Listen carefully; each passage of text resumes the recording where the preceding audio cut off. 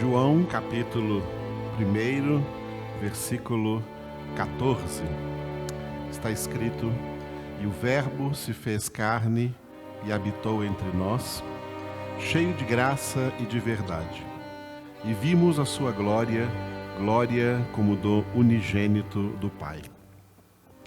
Com esse texto nós encerramos o nosso último vídeo, falando acerca da encarnação de Jesus Cristo, o Filho de Deus, feito homem para realizar a obra da salvação. A encarnação de Jesus foi, como nós dissemos, o primeiro ato salvífico. A obra da salvação tem dois elementos, revisando aquilo que nós já falamos nos primeiros vídeos que foram gravados. O primeiro elemento da obra da salvação é um elemento necessário para a viabilização dessa obra, para que essa obra acontecesse. É nesse primeiro elemento que nós estamos trabalhando, estamos conversando, estamos falando acerca dele.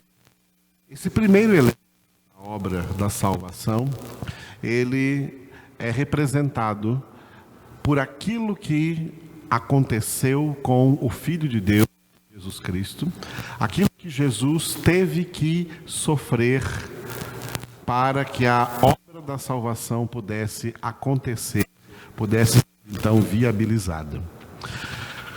Esse primeiro elemento se resume nos 4 atos salvíficos, que são eles: a encarnação, a morte, a ressurreição e a glorificação de Jesus. Nós encerramos então o nosso vídeo anterior falando do primeiro ato salvífico. Primeiro, Jesus Cristo, o Filho de Deus, que já possuía desde toda a eternidade a natureza divina, teve que receber também a natureza humana, diferenciando-se assim das outras 2 pessoas da Santíssima Trindade, do Pai e do Espírito Santo. O Pai tem para sempre, eternamente, apenas a natureza divina, assim como também o Espírito Santo só tem a natureza divina, mas Jesus recebeu também, além da natureza divina, a natureza humana. Porque na sua natureza humana, na natureza humana do Filho de Deus, é que estaria sendo realizada a obra da salvação, elaborada, planejada por Deus antes da fundação do mundo. Portanto, o primeiro ato salvífico de Cristo foi a sua encarnação.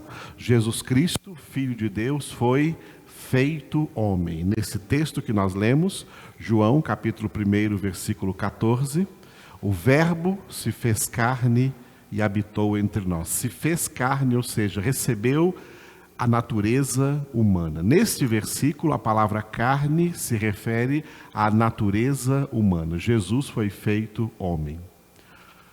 Tal como Deus havia criado o primeiro Adão à sua imagem e semelhança, antes daquele homem, do primeiro Adão, pecar, assim também Jesus foi feito homem santo. Ele não foi contaminado pelo pecado no ato da sua concepção, porque a concepção de Jesus foi por obra do Espírito Santo de Deus. O que foi concebido, gerado e nascido da Virgem Maria, que, como todos os homens, era também pecadora, não contaminou Jesus com esse pecado, porque a semente nela concebida e gerada era uma semente divina, era o próprio Filho de Deus, concebido por obra do Espírito Santo.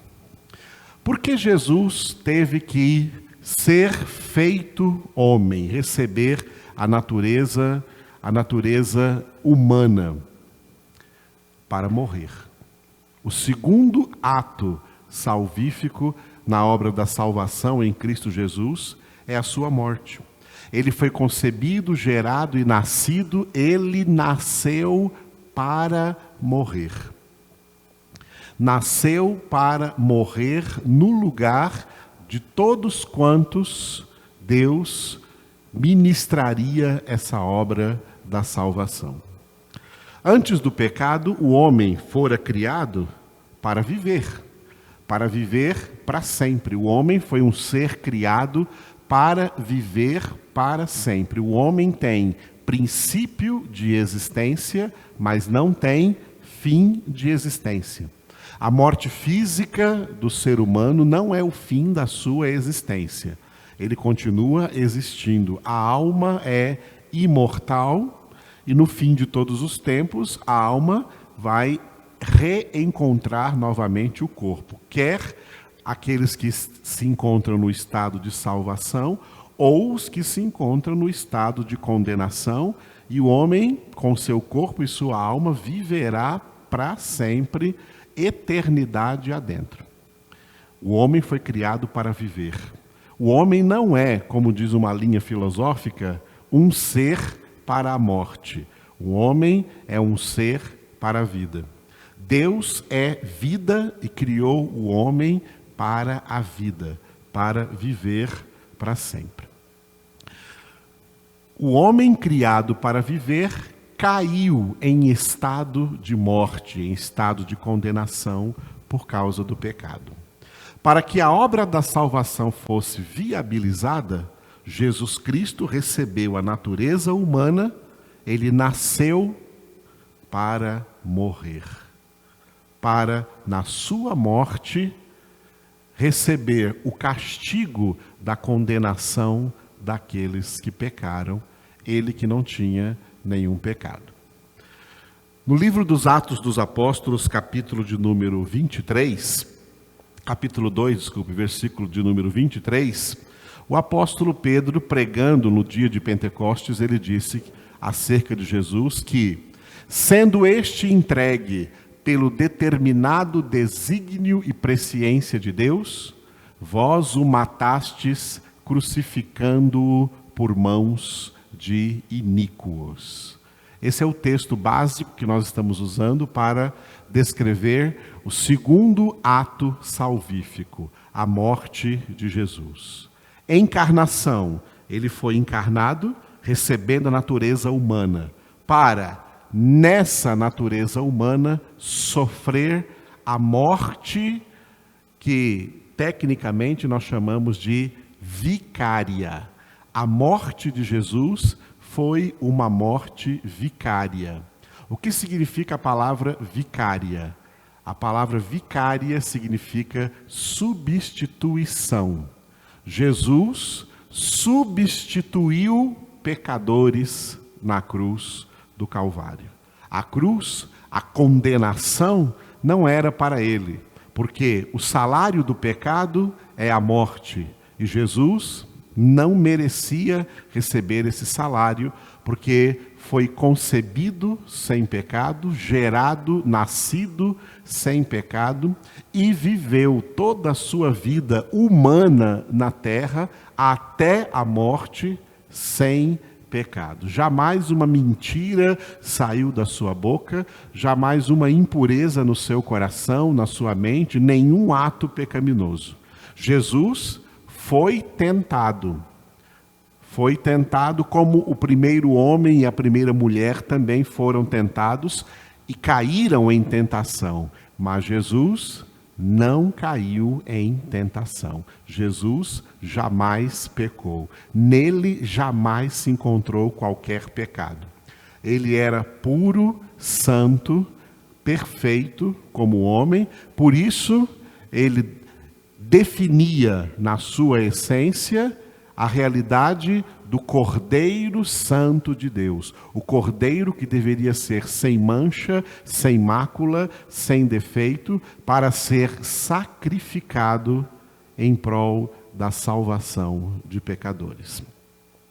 Jesus Cristo, então, feito homem, enfrentou a morte e morte de cruz. Ali, o Cordeiro de Deus, ali na cruz, o Cordeiro de Deus foi imolado para a salvação de todos aqueles que o próprio Deus quis, antes da fundação do mundo, agraciar com essa grande obra da nova criação, que é a salvação.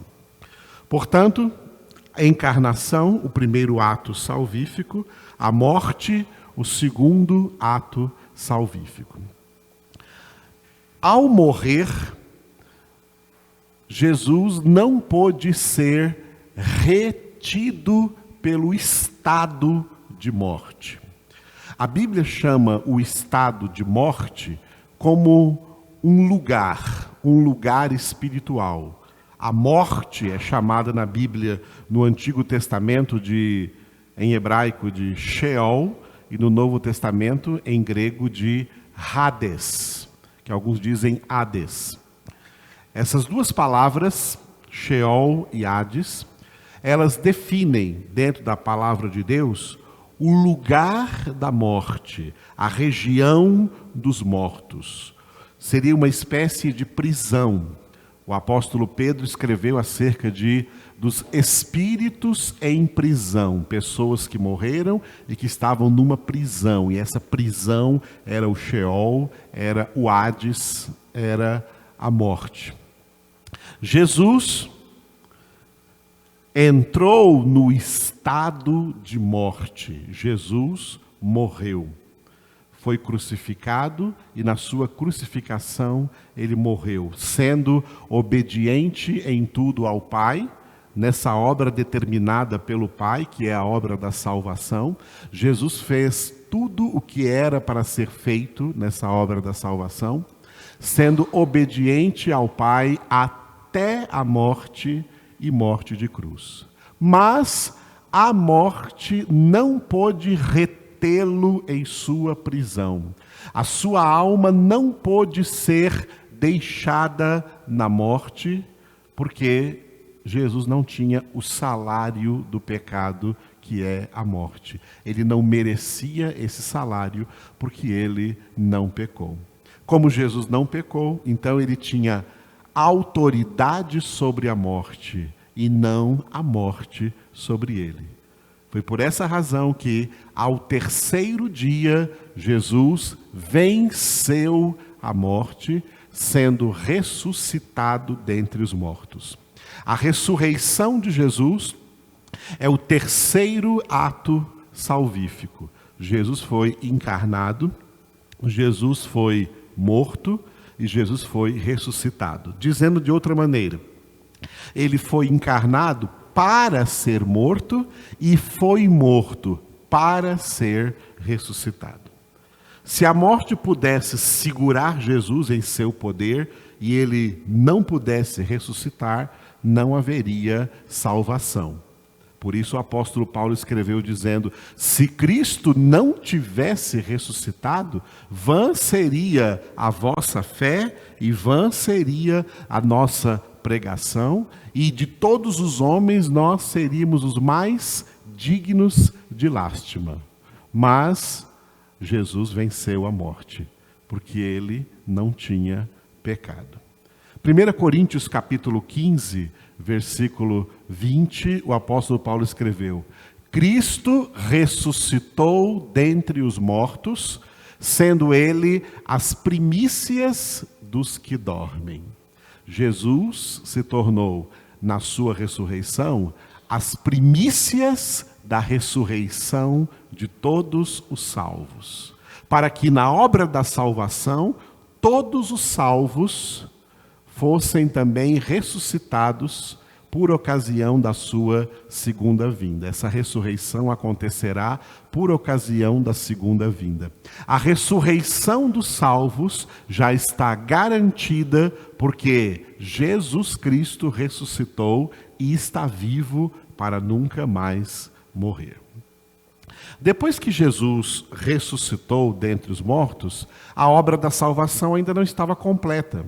A obra da salvação tem a sua origem no céu, na glória, na mente de Deus, no coração de Deus, e ela vem sendo executada na terra, através da pessoa de Jesus, feito homem, nascido nessa terra. mas ela tem a sua conclusão também na glória. Depois que Jesus ressuscitou ou foi ressuscitado dentre os mortos, ele permaneceu ainda 40 dias, conforme diz os evangelhos, aparecendo aos seus discípulos, relembrando a esses discípulos as coisas que ele havia ensinado, mas depois de 40 dias ele foi assunto aos céus para cumprir o último dos 4 atos salvíficos, ou seja, a glorificação. Jesus foi encarnado para ser morto, foi morto para ser ressuscitado e foi ressuscitado para ser glorificado à destra, à direita do Pai nos céus, como nosso único mediador e intercessor, nosso sumo sacerdote, único mediador entre Deus e os homens. O rei Davi foi um profeta de Deus que recebeu de Deus a revelação da glorificação de Jesus. E ele escreveu em um versículo, Salmo 110, versículo 1. Disse o Senhor ao meu Senhor: assenta-te à minha direita, até que eu ponha os teus inimigos debaixo dos teus pés. Nesse texto escrito em hebraico, está escrito literalmente: disse Jeová para Adonai. Disse o Senhor ao meu Senhor. O Pai disse para o Filho. O primeiro Senhor ali é o Pai, o segundo Senhor ali é o Filho. Disse o Senhor, Pai, ao meu Senhor, o Filho, Jesus: assenta-te à minha direita. Por isso, Jesus Cristo, que foi encarnado, foi feito homem, para morrer na cruz no lugar de todos os salvos, de todos quantos seriam agraciados pela obra da salvação, foi ressuscitado, foi glorificado no céu, voltou aos céus, foi assunto aos céus, para ser glorificado à destra do Pai. Ali completaram-se então os 4 atos salvíficos. Os 4 atos que possibilitam que a obra da salvação seja uma realidade na vida de todos quantos Deus determinou, escolheu para agraciá-los com a salvação. Não esqueça dessas 4 coisas, isso é muito importante. Esse é o que se pode chamar de o ministério passivo de Jesus. O ministério de Jesus tem 2 conotações, 2 elementos, um ativo e um passivo. O elemento ativo do ministério de Jesus foram as pregações de Jesus, os milagres, as curas, como Jesus fez discípulos, tudo o que ele fez e ensinou enquanto homem na terra, no seu ministério ali que durou cerca de 3 anos e meio e que nós lemos nos 4 evangelhos, Mateus, Marcos, Lucas e João. Esse é o ministério ativo de Jesus. Mas o ministério de Jesus tem um elemento passivo. Sem esse elemento passivo, o evangelho não seria o poder de Deus para a salvação de todo aquele que crê. O evangelho de Jesus Cristo é o poder de Deus para a salvação de todo aquele que crê, por causa dos 4 atos que Jesus não realizou, Jesus sofreu. É o ministério passivo, ele não estava na ativa, ele estava na voz passiva. Jesus não se encarnou, ele foi encarnado. Jesus não se matou, ele foi morto. Jesus não ressuscitou a si próprio, ele foi ressuscitado. E Jesus não glorificou a si próprio, ele foi glorificado. Todas essas ações foram realizadas pelo Pai, pelo Espírito Santo, na pessoa de Jesus Cristo, feito homem na sua natureza humana. A sua encarnação, a sua morte e a sua ressurreição. Esses 4 atos salvíficos, esses 4 atos possibilitam então a realização da salvação dos eleitos de Deus, aqueles que Deus escolheu para essa obra.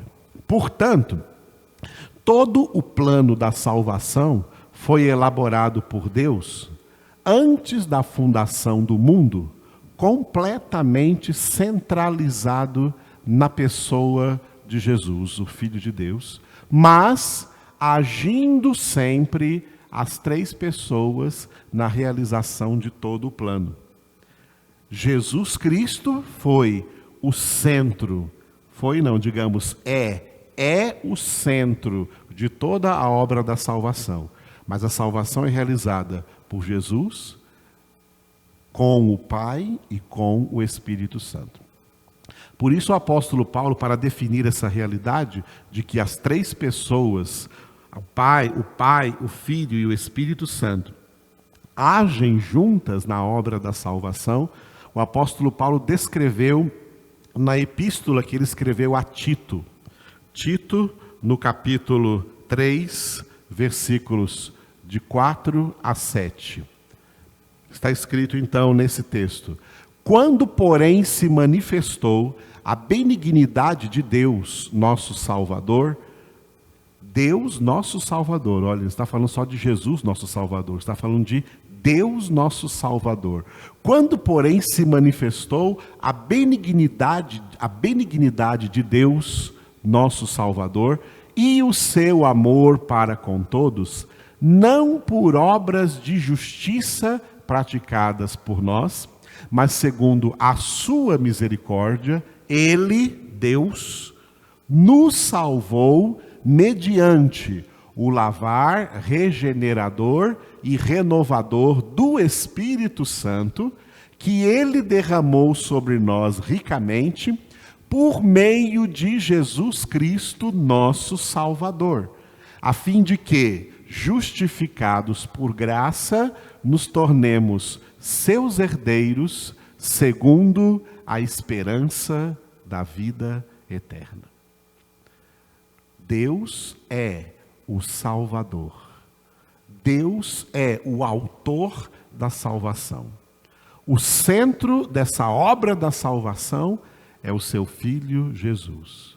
Mas em Jesus, o Pai agiu, o Espírito Santo agiu para a realização dos 4 atos salvíficos, e o Pai, o Filho e o Espírito Santo agem juntos na aplicabilidade da obra da salvação na vida de todos aqueles que Ele chamou, Ele escolheu e Ele, durante toda a história, alcança para a sua própria glória e louvor e adoração.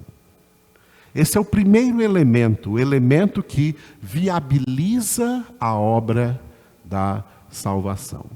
No nosso próximo vídeo, nós vamos ver o segundo elemento, o elemento que representa a aplicabilidade dessa obra na vida dos homens.